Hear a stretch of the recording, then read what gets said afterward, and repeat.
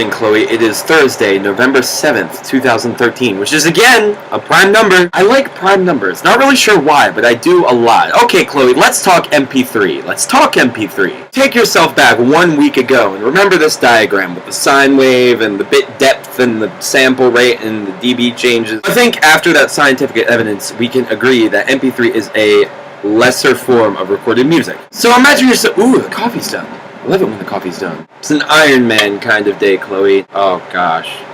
So good. I'm not going to drink it yet because it's hot, but I will eventually. Imagine yourself a connoisseur of high-quality audio files. You obviously would have some problems with MP3, but not everybody understands the kind of divide between good audio files and bad audio files, so I'm going to try and make an analogy. Imagine that they'd had to reprint Harry Potter and the Goblet of Fire. You're the publishing executive or the printing executive. I'm not really sure how publishing and printing books work, actually. I have no idea. And you realize that you're over budget and you've got to save some money. And the only way to save money is to save space on your books, so you decide to cut out every 100th word. Now, most of the time, it might be just an article, and it might just make the sentence feel weird. But sometimes it might be an important name or some important word that's really important to the story, and that's just gone. That gets cut out. This is how I feel about MP3. Another good analogy between MP3 and higher quality CD audio files would be the difference between a copy of Les Mis translated by a French 2 student and a copy of Les Mis translated by somebody who speaks fluently both French and English. But who cares, right? Why should I be concerned with having the highest quality music files on my computer that I listen to? Now, I'm going to do something I don't really like to do here, Chloe. I'm going to treat music like it's a possession. People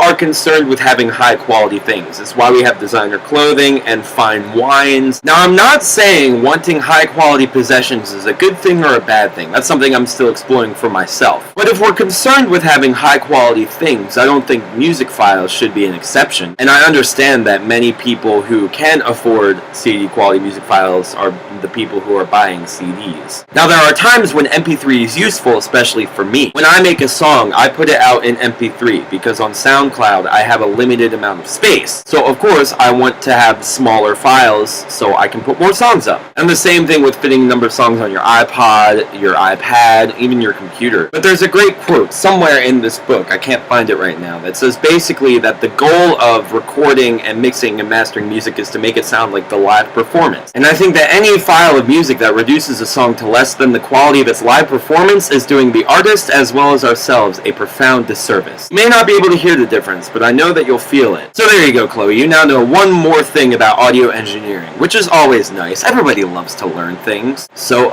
yeah, I will see you on Tuesday.